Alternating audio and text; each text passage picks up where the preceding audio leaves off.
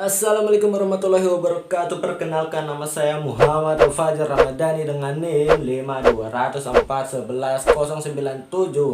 Pada video ini saya akan membahas tentang konsep desain perangkat lunak dari matkul metodologi desain perangkat lunak yang diampu oleh Bapak Yoga Sahria Eskom Enkom. Intro dulu.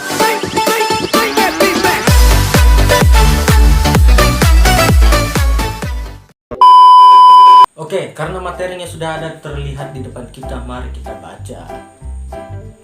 A. Pendahuluan. Perangkat lunak umumnya merupakan usaha untuk menyelesaikan permasalahan pada dunia nyata menggunakan komputer. Dimulai dari pemahaman masalah, analisis, desain, implementasi, dan diakhiri dengan pengujian. Selanjutnya, perangkat lunak ditempatkan pada pelanggan dan dilakukan pemeliharaan terhadapnya. Selanjutnya, B. Prinsip-prinsip desain. Yang pertama, proses desain tidak boleh menderita karena tunnel vision. Kedua, desain harus dapat ditelusuri sampai model analisis. 3. Desain tidak boleh berulang. 4. Desain harus meminimalkan kesenjangan intelektual di antara perangkat lunak dan masalah yang ada di dunia nyata. 5. Desain harus mengungkap keseragaman dan integrasi. 6. Desain harus terstruktur untuk mengakomodasi perubahan. 7.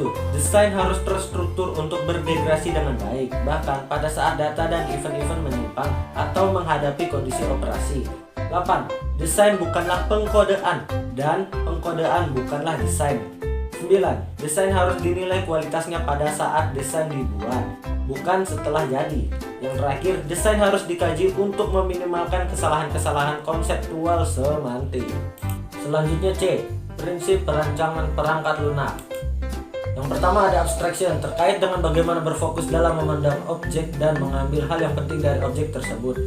Ada 3 macam abstraksi yang dikenal, yaitu abstraksi prosedur, data, dan kontrol iterasi. Yang kedua ada coupling and cohesion. Coupling merupakan ketergantungan antar modul, sedangkan cohesion merupakan keterikatan antara elemen penyusun modul.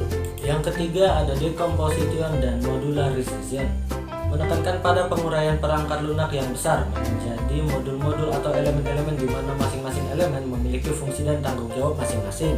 Yang keempat ada encapsulation, yang berarti detail dari sebuah abstraksi tidak diketahui atau tidak dapat diakses oleh entitas yang lain di luarnya. Yang kelima ada separation of interface and implementation, yaitu akses kepada sebuah komponen dari komponen yang lain melalui public interface yang telah didefinisikan pada komponen yang akan diakses tersebut. Yang keenam ada sufficiency, completeness, dan primitiveness. Sufficiency dan completeness berarti abstraksi yang dilakukan telah menangkap semua karakteristik yang diperlukan. Sedangkan primitiveness artinya desain dapat diimplementasikan. Yang terakhir ada separation of concern. Prinsip ini terkait dengan arsitektur, di mana terdapat beberapa architectural view yang memudahkan stakeholder dalam mengelola kompleksitas perangkat lunak. Selanjutnya ada D. Proses desain. Pada proses desain terdapat serangkaian proses yang perlu dilakukan.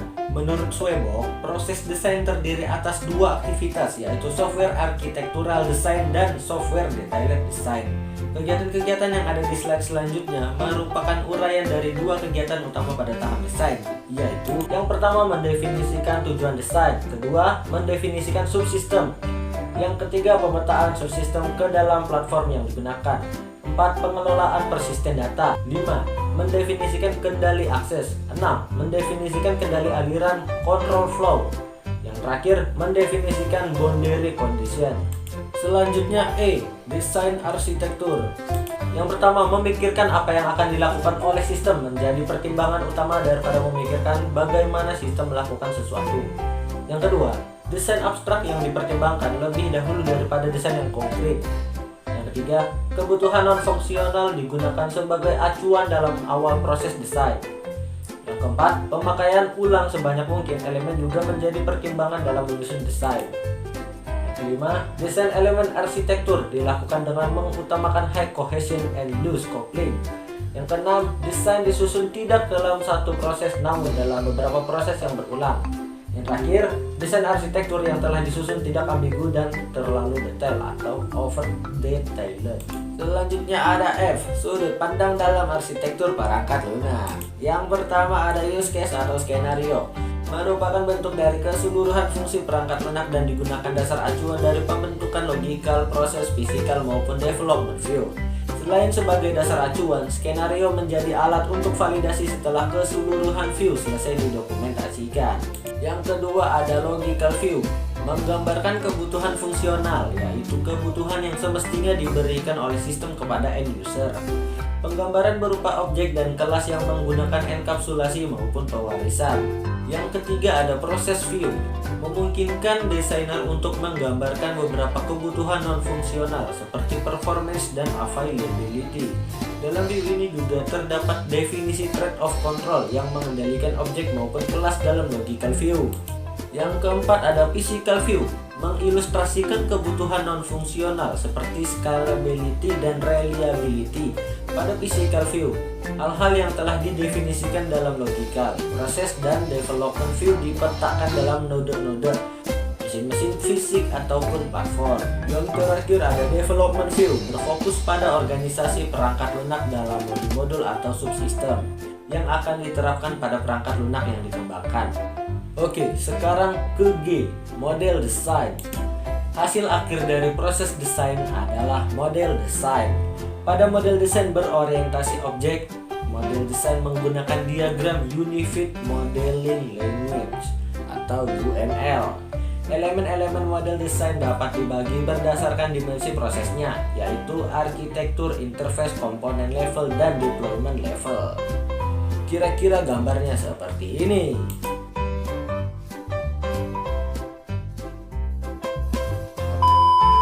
Sekarang lanjut ke materi yang terakhir, H, desain yang efektif.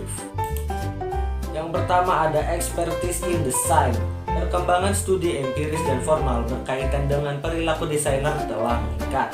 Studi keahlian desainer telah dilihat mulai dari desainer pemula, desainer ahli, perilaku desainer ahli, dan desainer yang sangat ahli. Yang kedua, representing structure in a software system design. Produk esensial dari seorang software designer tidak hanya software itu sendiri, namun perilaku yang terjadi pada masalah dunia nyata di luar komputer dan efek yang disajikan kepada pengguna nantinya. Yang ketiga ada effective software design. Desain software merupakan sebuah proses kognitif yang kompleks, di mana pembuatan keputusan memiliki peran yang sangat penting. Akan tetapi, pemahaman tentang bagaimana pembuatan keputusan tersebut sangat terbatas. Yang keempat ada idea subject cycles. Sering diamati bahwa seorang desainer mempertimbangkan dua buah subjek dalam satu waktu serta memutar-putar subjek dalam proses implementasinya. Sesinya juga dapat dikarakteristikan memiliki perulangan yang banyak. Desainer juga secara reguler menyatakan ulang ide yang telah ada dalam konteks yang lain. 5. Arsitektur desain rasional. Banyak yang telah mengklaim berkaitan dengan konsekuensi yang harus ditanggung jika tidak mendokumentasikan desain pemikiran. Umumnya adalah desainer dan arsitek biasanya tidak memahami sepenuhnya peran kritis dari penggunaan dan pendokumentasian desain rasional. Yang terakhir ada General Model of Software Architecture Design. Telah dilakukan perbandingan dari 5 metode desain arsitektur perangkat lunak industri dan melakukan ekstraksi berdasarkan kesamaan sebuah model umum pendekatan desain arsitektur software. Berdasarkan pola ideal yang ada dapat disajikan grid evaluasi yang dapat digunakan untuk perbandingan metode ke depannya. Oke, karena pembahasannya telah selesai, saya ucapkan terima kasih dan mohon maaf bila ada kesalahan karena semata-mata itu bukan saya lakukan secara sengaja, tapi tidak sengaja. Ya, sekian dulu, terima kasih.